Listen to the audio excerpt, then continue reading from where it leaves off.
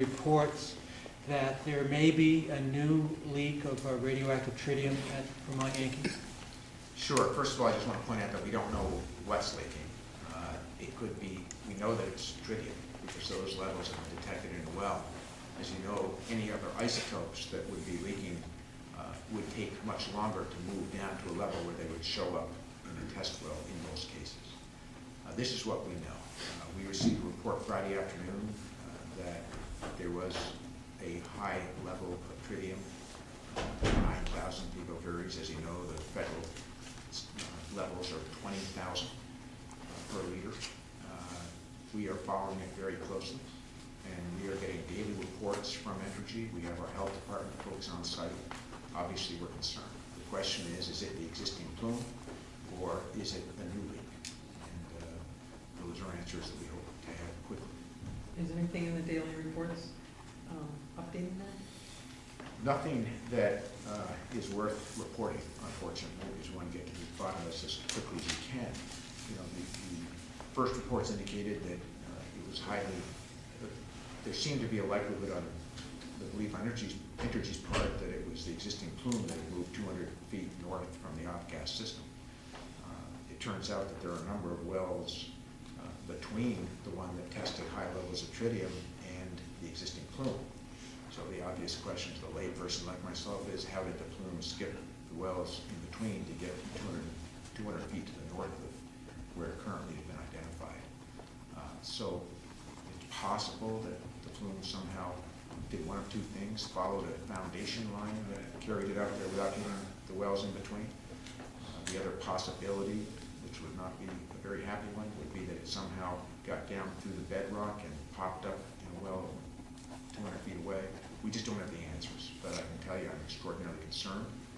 We have an aging plant that is showing its signs of aging, and the last thing we need is another leak down there in Vermont. Have you asked Yankee for a hydrology report? I understand they've been working on one for a while. And also, do you have concerns about the way they're communicating with the public? It seems that many times they tend to report problems late on a Friday afternoon when there's less press scrutiny. Yeah, you know, I guess I've been pretty open about the fact that I don't think that Energy Louisiana does business the way we do business in Vermont. And the fact that they continually wait till 5 o'clock on Friday to give us bad news is a judgment that I think is a mistake. But I can't change their behavior. I can only put pressure on them to get us the facts and put our folks on the ground to ensure that we're getting facts. Are they reporting to the state at 5 o'clock on Friday, or are they reporting to the press at 5 o'clock? Both. They tend to report to us, at least in this case, shortly before they release it to the press. I think it was 2:30. 2:30 was a record, but they knew you all were going home early that week. Do you think this effectively really shuts the door on any hope that Entergy had of having a positive vote in the legislature to extend their license? Well, as I guess I've expressed before, I think that door was closed before this problem. So you don't see any possibility that this could turn out well for them in 2011 in terms of extending their license? No. Why not? Well, it's an old aging plant. It was designed to run till 2012. And what happens with anything that's designed to last a certain period of time is, as you get to the end of its life, it starts to show signs of age. In this case, you're dealing with a nuclear power plant. And we all know that it has more consequences than running your old car beyond its design life. So, you know, just the simple facts are that it's an old plant, it's tired, and it was designed to be retired in 2012. The extraordinary thing to me is that I stand here as your governor, 16 months before the shutdown date that was scheduled when we approved it 40 years ago. And state government has one plan. That's to continue to operate it beyond its design date. There was never a second plan, which might have been, what if it is actually shut down when it was scheduled to be shut down? So I sit here with my team, frankly scrambling to put together a shutdown plan that should have been designed over the years. And we have some challenges. We have grid challenges. We have decommissioning challenges. We we have cleanup challenges, we have challenges in rates, and so we've got multiple challenges on multiple fronts. What is your plan, what are you planning for that plan to look like? Well, we're gonna have a package that isn't quite ready for prime time, that we'll do the best we can to deal with this reality. And as soon as we have the details, we'll guarantee you. Would that include any short-term extension of its operating license from maybe 5 to 7 or maybe even 10 years? No. In order to keep it running past, Absolutely. to make those challenges? IBM testified yesterday before the Senate Economic Committee, and they sort of laid it out that they believe it's $25 million more in energy expenses for them. And they said if they can't get a competitive rate, they're out of here. What are your thoughts? Well, first of all, let me say I read the testimony. That is not what I read them saying. What I read Janet saying, the statement as I read it was, they need to be competitive. And if they are not, the statement I read was, we're out of here, meaning we're out of business, not that we're moving somewhere else. So I just want to be clear, that's how I read the statement they made. But having said that, listen, this is incredibly important. Keeping IBM strong in Vermont is one of my priorities. I've already gone back to the quarterly meetings with IBM that were discontinued. I've agreed that in those quarterly meetings, I'm actually going to be going down to headquarters in New York every fourth quarter to make sure that we're working as closely together with the team down there that we can to keep IBM Vermont strong.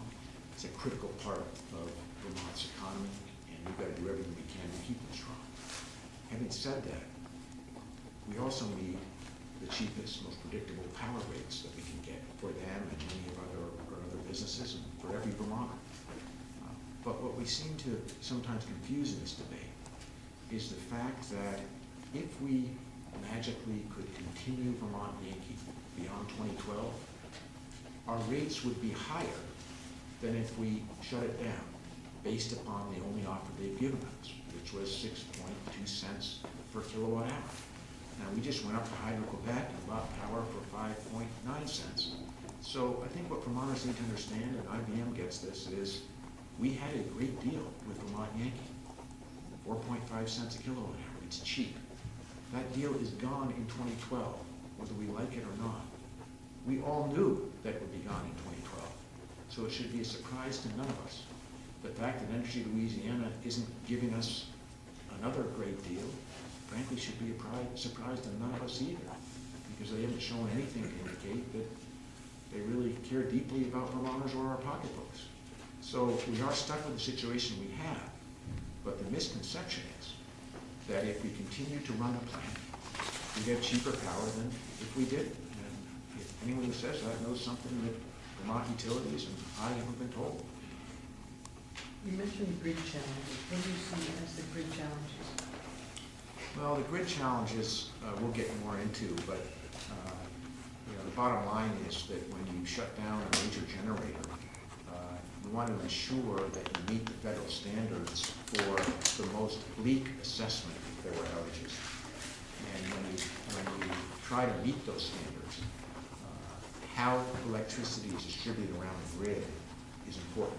And because we don't have big generators in Vermont, or I should say UI is our biggest generator, it provides some potential challenges that need to be addressed. And we're looking at all the options and we're working with the ISO to make sure we come up with solutions.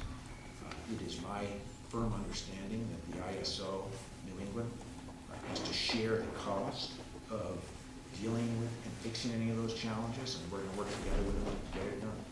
When you say you're making a plan, I'm just trying to get a sense of, utilities have a plan, ISO has a plan, Velco has a plan. What is this, the Department of Public Services or your plan? Like, how does it fit into that? Well, it's to coordinate all the players to ensure that we're thinking about all the challenges that we have, and frankly, should have been planned for. The first is, how do we decommission a plant? How do we ensure when we know it's $600 million short approximately? How do we ensure that the money's there to meet the promise of taking it away as soon as it cools down? Second, that's incredibly important from the jobs front, not to mention others, and let me just explain why. It takes about 5 or 6 years for the plant to cool down. Then it takes about 10 years to decommission a plant. If Energy keeps their commitment to decommission it on schedule when it shuts down. We have a temporary job loss at the plant from roughly 600 employees to roughly 200, 250 while we run all the systems and it cools down. You don't just sort of walk away. You know, with Barney out there with his pistol, you've got to continue to run the systems as this cooling down process happens. Then you have 10 years of approximately $1 billion pre-leaks, after leaks in other plants around the country is significantly increased the cost of decommissioning. So you have that money being spent on good paying jobs for Vermonters for a decade. That's a lot of money being spent in London County. So from a jobs perspective, we want it to be decommissioned on time. Second, in March of 2012, the current tax of Vermont Yankee is a generating tax. That goes away. We need to quickly have the discussion about what is a fair price to pay Vermonters to store high-level nuclear waste in our state. Now, if you came in and proposed that we store high-level nuclear waste in Vermont, I think it would be a tough challenge to find a site to take it. But apparently we're getting stuck with the high-level waste. That is the breaking of a promise that was made when the plant was built. Remember, the federal government was going to take it all away. So what is a fair price to be paid to store high-level nuclear waste in Vermont, and who's going to pay it? So we've got to deal with that piece. Third, we have the great issues that we just discussed. And fourth, we have to come up with the cheapest, most reliable power source that we can for IBM and Vermonters.